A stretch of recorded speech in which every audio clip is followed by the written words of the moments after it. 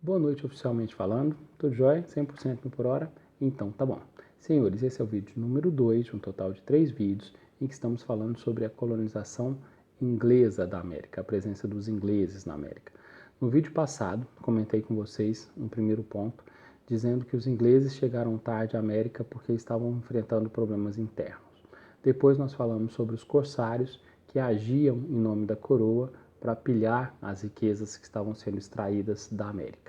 Depois nós falamos sobre o processo de colonização propriamente dito, onde eu chamei a atenção dos senhores para a participação dos burgueses nesse processo. Os burgueses participaram de forma ativa, autorizados pela coroa. E isso é importante porque quando a gente compara a colonização da América inglesa com a colonização da América espanhola e da América portuguesa, nós vamos ter uma ausência da metrópole, uma vigilância que não é tão severa sobre os colonos na América inglesa quando comparado à América espanhola e à América portuguesa. Continuando então desse ponto, senhores, vocês estão vendo aí na tela, né, o navio Mayflower, o navio Flor de Maio. É sobre isso que nós vamos falar agora, dando continuidade ao processo de colonização da América inglesa. Mas antes de falar do navio propriamente dito, nós vamos falar de um pacto que rolou dentro desse navio e entrou para a história como sendo chamado o Pacto de Mayflower. O que é? Um acordo entre os cidadãos, um acordo de cavalheiros. Os caras que estavam a bordo no Mayflower, eles resolveram pactuar, combinaram entre si que todos iriam se respeitar e, além disso, as liberdades individuais também seriam respeitadas. Qual que é a importância desse pacto? Para muitos historiadores, esse pacto é o embrião do que mais tarde levaria à independência dos Estados Unidos, a independência das 13 colônias. Retornando então ao navio Mayflower, esse navio está lá por volta do ano de 1620 e nesse navio vieram famílias lá da Inglaterra para povoar a América do Norte. E dentre essas famílias, nós devemos citar o grupo dos puritanos, que entraram para a história batizados como os pais peregrinos e vão fundar na América algo que entrou para a história como sendo a Nova Inglaterra.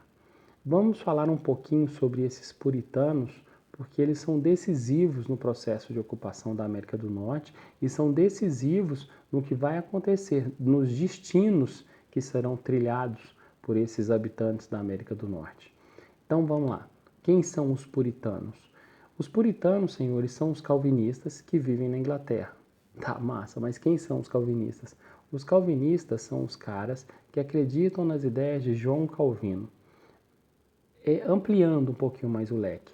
Não se esqueça que nós estamos no momento das reformas religiosas. Então rolou a reforma protestante, aí esse João Calvino é um cara que aderiu a essas ideias da reforma protestante e mais tarde um pouquinho vai rolar a contra-reforma. Então estamos aí nesse contexto histórico e esses puritanos então são os caras que acreditam nas ideias de João Calvino, mas que vivem na Inglaterra. E esse João Calvino, consequentemente esses puritanos, acreditam em quê? Acreditam na teoria da predestinação. O destino de toda a humanidade já está traçado. Quem vai para o céu, quem vai para o inferno. E não cabe a ninguém discutir essa questão da predestinação. Já está traçado e ponto final. Agora, existe um indício que pode identificar aqueles que são salvos. E qual é esse indício? O sucesso financeiro. O sucesso financeiro, aliado então a um rígido comportamento moral, seria o sinal da salvação humana. Esses puritanos, então, senhores, são caras que trabalham, que querem ganhar dinheiro, e eles querem ganhar dinheiro não para ostentar, mas para se identificarem como aqueles caras que são salvos, que são os eleitos por Deus. E por que esses puritanos vieram para a América? De novo, no contexto religioso, criou-se a Igreja Anglicana. A Igreja Anglicana, ela foi criada porque o líder máximo da Inglaterra, o rei da Inglaterra, ele queria se divorciar e o Papa não autorizou o divórcio. Então ele rompe com a igreja e cria a Igreja Anglicana, onde ele se torna o líder dessa igreja. E essa Igreja Anglicana, ela era atacada por esses puritanos. Os puritanos atacavam tanto a Igreja Católica quanto a Igreja Anglicana, e por esses ataques à Igreja Anglicana, esses caras eram perseguidos. Então, eles viram na América a possibilidade de criar uma nova sociedade. E por isso, esses carinhas vieram para cá. O videozinho a seguir, senhores, vai ajudar você a entender um pouco sobre essa ideia desses carinhas, sobre esses puritanos, tá bom? E a sua chegada à América do Norte. Acompanhe aí, então, ó, na tela. Humanidade, a história de todos nós. Novas fortunas transformaram a sociedade na Europa com novos desejos e novas tentações. Isso levou um grupo de religiosos radicais a rejeitar esse mundo como corrupto e ateu. E a empreender uma jornada que transformaria o futuro de um continente. A América do Norte. Chamando a si mesmos de peregrinos. Chegaram a um novo mundo em busca de liberdade religiosa.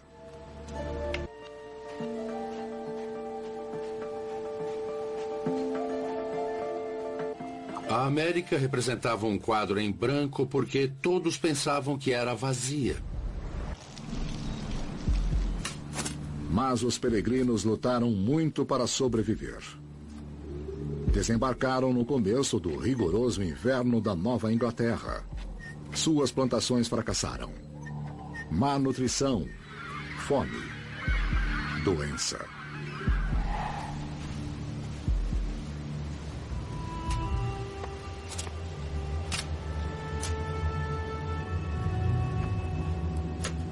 Cento e 102 homens, mulheres e crianças fizeram a viagem.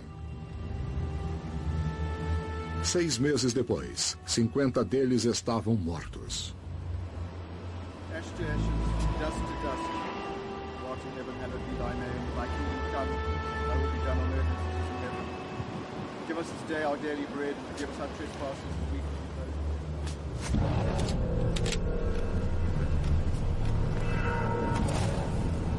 Tem alguém vindo pra cá. Cubram os mortos. Vamos enterrá-los logo.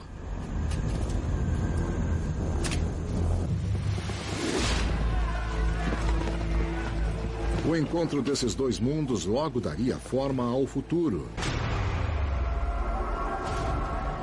Tem alguém ali. Levantem as cercas. Vamos, rápido. Senhoras, pra dentro.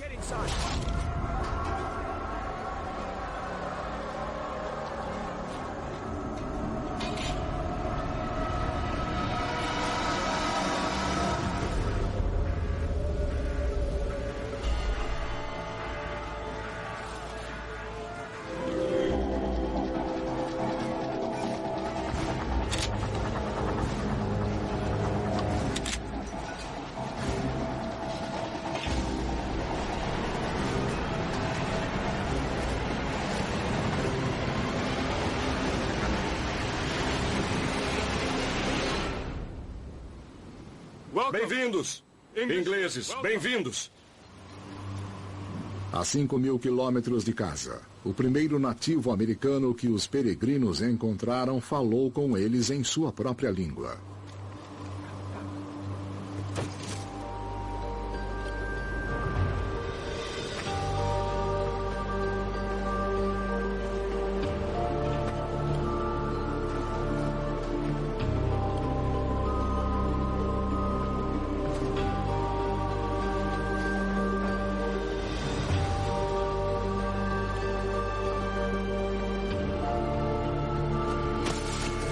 Samoset, um chefe Wabanaki, aprendeu inglês de visitantes anteriores a esta região. Pensemos no quanto os ingleses ficaram apavorados por estarem aí. Devem ter pensado assim: é um sinal de Deus? Claro que é um sinal de Deus. Ele fala a nossa língua.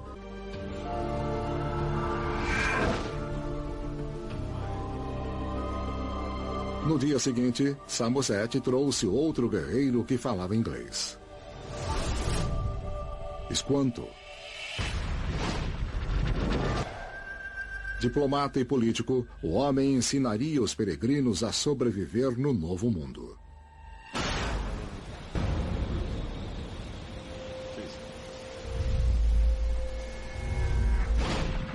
Esquanto tinha passado um ano na Europa.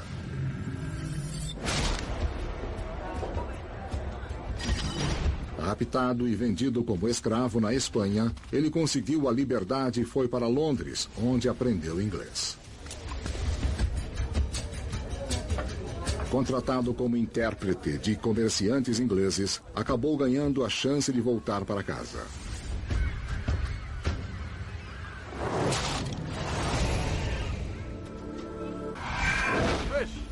Conduzindo os peregrinos por seu mundo, forjando amizades e alianças. Ele foi um guia de sobrevivência no novo mundo.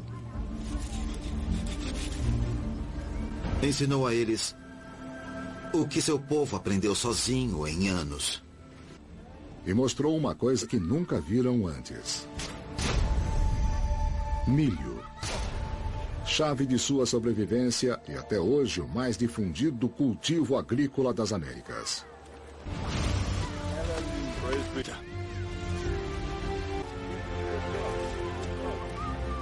Eles descobriram, talvez com surpresa, que os índios não eram simples selvagens que caçavam e pescavam, mas que cultivavam a terra. 10% dos americanos de hoje descendem desses primeiros 50 pioneiros.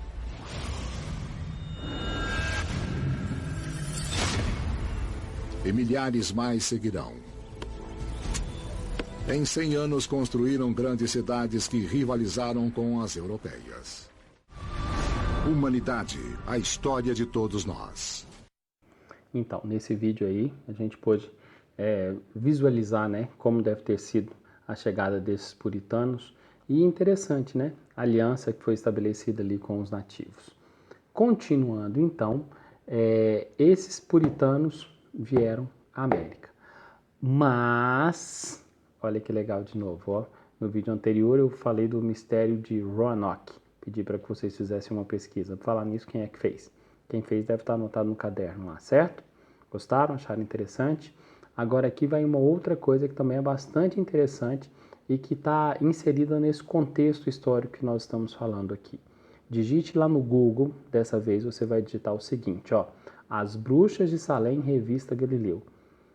Entre nesse link, digite isso lá no Google, que eu quero que você entre nesse link para que você possa fazer a leitura aí sobre as Bruxas de Salem. Aí depois que você ler nesse link, se você quiser para fazer outras pesquisas, fique à vontade. Mas eu gostaria que você fizesse uma leitura nesse link e anotasse aquilo que você considerasse mais importante no seu caderno, tá bom? Uma atividade livre, quem quiser fazer, igual eu tenho feito em relação a outras atividades, tá bom? Para ampliar os horizontes aí, beleza? Senhores, então, continuando, depois vocês me contam aí sobre as Bruxas de Salem. Então, esses puritanos vieram para a América. E olha que interessante, uma curiosidade histórica. No vídeo, vocês viram que esses caras aprenderam a plantar com os indígenas. E quando esses caras conseguem realizar a primeira colheita, eles realizam uma festa. E até hoje, essa festa é comemorada nos Estados Unidos, no Canadá, na região. É a festa de ação de graças. Interessante, né? Uma curiosidade histórica. Está lá no início do processo de colonização da América. E o Leandro Carnal, num livro que ele fala sobre essa colonização da América, ele vai falar que os norte-americanos, eles fazem questão de estar ligados a esses pais peregrinos. Eles querem ter a sua fundação ligada a esses pais peregrinos. E uma coisa importante, não confunda pai peregrino com pai fundador. Pai peregrino são esses caras que chegaram e fundaram os Estados Unidos. Pai fundador está relacionado ao processo de independência dos Estados Unidos, que é um assunto que a gente vai estudar um pouquinho mais tarde. Retornando, senhores, não eram só os puritanos que estavam a bordo do navio. Existiam pessoas de todas as espécies. Existiam órfãos, prostitutas, camponeses quebrados.